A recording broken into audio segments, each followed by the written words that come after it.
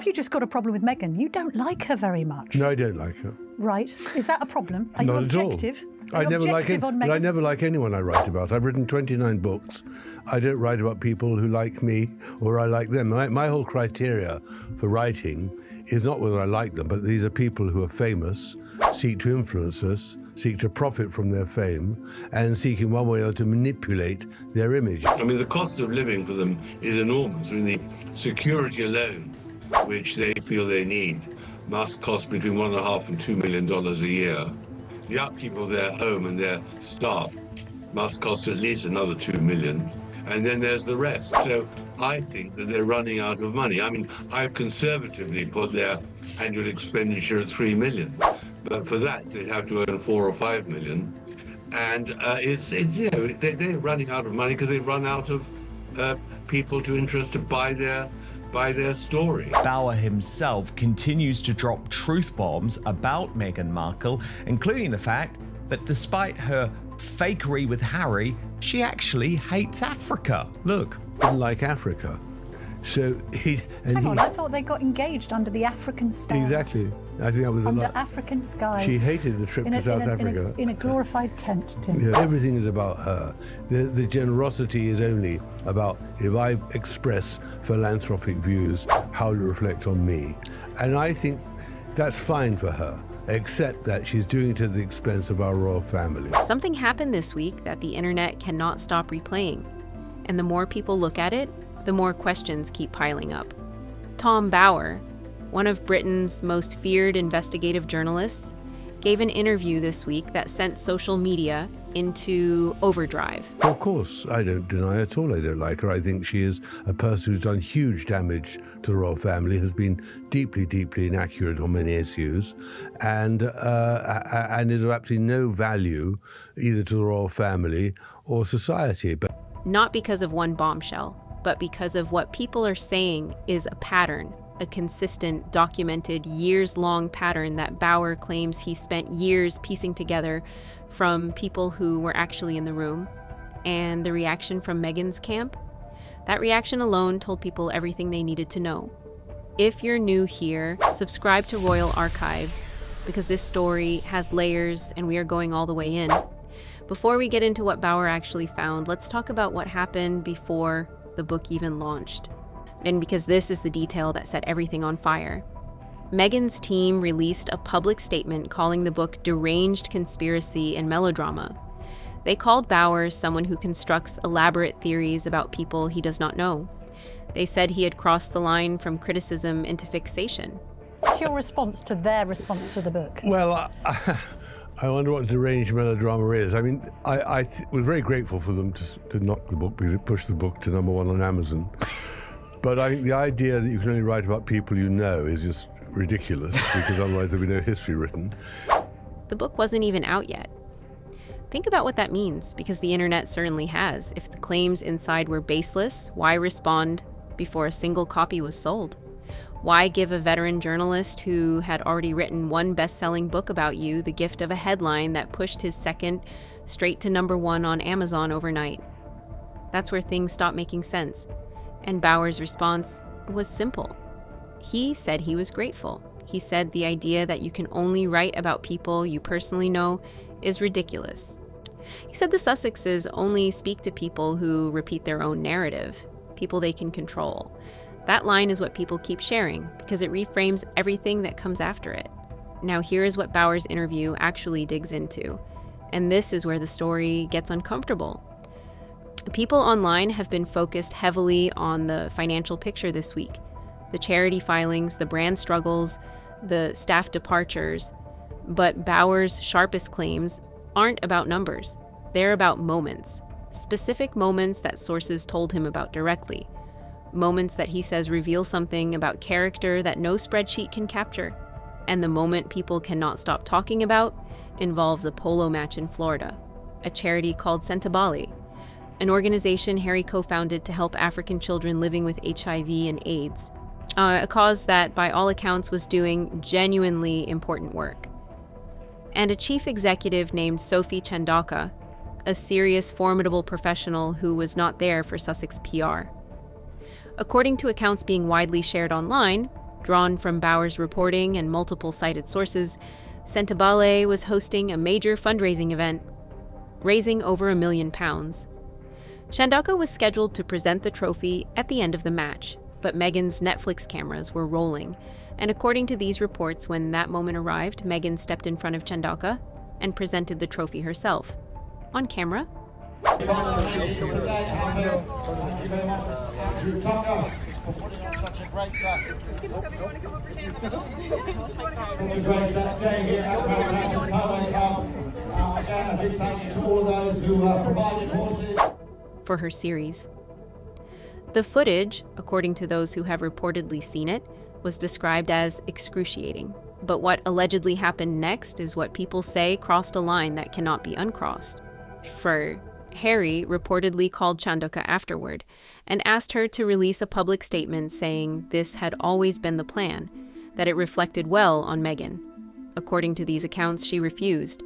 Harry, sources claim, was furious. Chandauka subsequently spoke out publicly. And Harry reportedly resigned from the very charity he co-founded years earlier in honor of his mother's legacy in Africa. Now, not every detail of this account has been confirmed by all parties, but the reason people cannot stop sharing it is because of what it allegedly reveals. Not a bad day, not a misunderstanding. A pattern. And Bauer doesn't stop there. He describes the couple's trip to Colombia.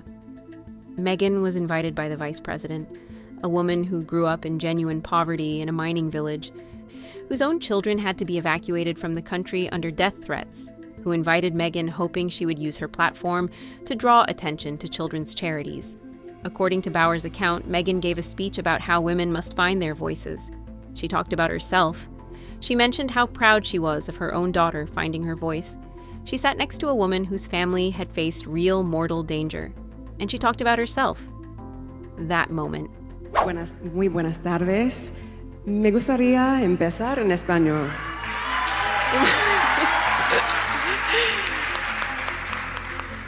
Porque estamos en su país, mi marido y yo. The way Bauer describes it and the way sources around it have characterized it is what people are quoting most this week. Because it isn't framed as tone deafness. It's framed as something more deliberate, more consistent, more revealing. And this is where the story takes a turn nobody was fully prepared for. Hey, because it isn't just critics saying this anymore. Tina Brown, author of the Palace Papers, long considered broadly sympathetic toward the Sussexes, published a piece this week that stopped royal watchers cold. Her question was pointed. Are the Windsors underestimating the Sussex problem? Not because the couple deserves more sympathy, but because the risks they continue to create for William's future reign, for the institution, for Britain's international standing, haven't been properly contained. She pointed specifically to the Nigeria trip. The couple reportedly flew on a private jet provided by a Nigerian businessman, who it later emerged was reportedly wanted in the United States on money laundering charges. No palace advisors, no vetting, no due diligence. And Brown drew the comparison directly to Prince Andrew. And that comparison is what has people genuinely unsettled. Because here is the constitutional detail that the internet keeps coming back to this week. When Andrew lost his titles, the official position for years had been that stripping a royal of their titles without an act of parliament was constitutionally impossible, stated as fact, treated as immovable. And then someone signed letters patent, and it happened in an afternoon. People online are now asking openly, once William becomes king, what stops the same thing from happening to Harry and Meghan? My book now is about the last 5 years, when they're paying the price for betrayal, which is namely that they are desperate. They have lost, they haven't got any more programs lined up, they're running out of money, they've lost their credibility, they're very, very anxious to return to Britain because I think they're falling stars. Okay. I think that's the whole issue, that they were globally, and they are globally known, but because of the way they behaved in the last 4 or 5 years, and as a price of betrayal, they are now, their reputation and their status and their fortunes are crumbling. Everyone was saying you couldn't take away Andrew's titles without an act of parliament and everything else. And suddenly they invented letters patent to take them away, a great constitutional fudge. I think Harry realizes that once William becomes king, he's in danger of losing his titles. Really? Bauer himself says Harry is acutely aware of this, that William has no interest in a rival hostile royal family operating out of California, that the Sandringham Agreement, reportedly signed when the couple first stepped back, included restrictions on monetizing their royal titles. If they run out of money, they're going to monetize their royal status, as they're going to do very shortly in Australia with a £17 a head at the health farm. Yes. Soon she'll be advertising mayonnaise. I mean, there's a desperation. Restrictions that commentators are now arguing have been crossed repeatedly and very publicly. The Australia tour is the latest example people are pointing to. Ticket prices reportedly reaching $1,700 a seat for what is being described online as a pseudo-royal visit, a petition gathering tens of thousands of signatures demanding no public money be used. This Australian trip is already a total PR disaster before it has even began, with now headlines running throughout the mainstream media all around the world about the fact that Australians are revolting at what is being described as a pseudo-royal visit, and there's actually a petition which now has 32,000 signatures demanding that public money isn't used. Meghan's team immediately clarified that no public funds would be involved, but the fact that the clarification was necessary is itself the story. And then there is the financial picture that Bauer paints across the full interview.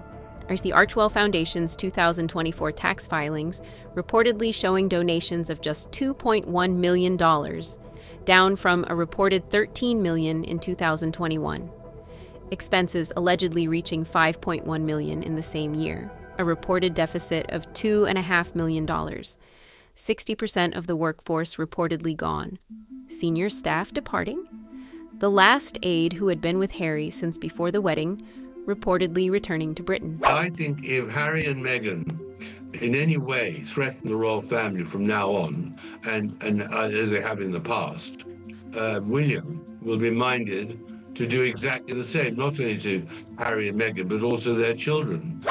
Bauer's estimate of their annual living costs, security alone reportedly between $1.5 and $2 million a year, the Montecito mortgage, staff, upkeep, puts their minimum expenditure at somewhere between $3 and $4 million annually. To sustain that, they need to earn significantly more. And the revenue streams, people online are saying, are drying up one by one.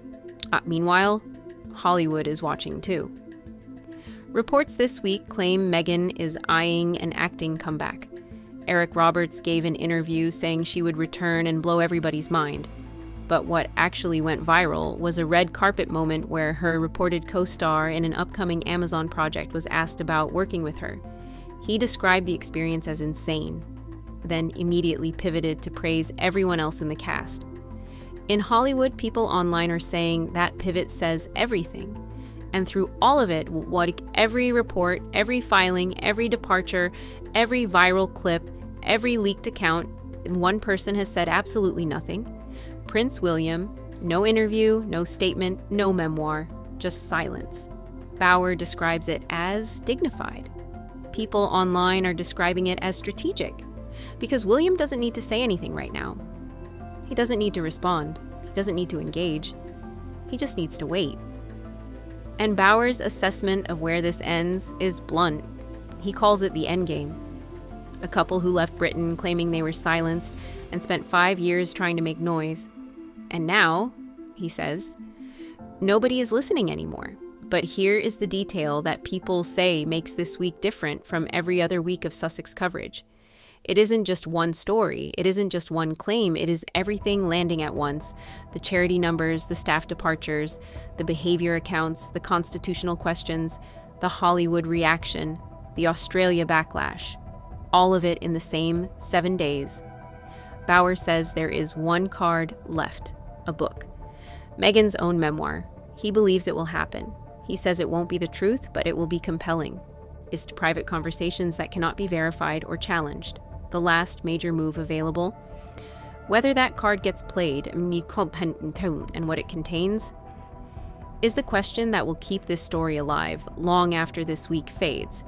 Because if this week proved anything, it is that the story of Harry and Meghan is no longer about what they are building. It is about what is left. And the internet is watching that question play out in real time. Subscribe to Royal Archives, because when the next chapter drops, and it will only, we will be right here breaking it down. This story is not over. And something tells me the most important moment hasn't happened yet.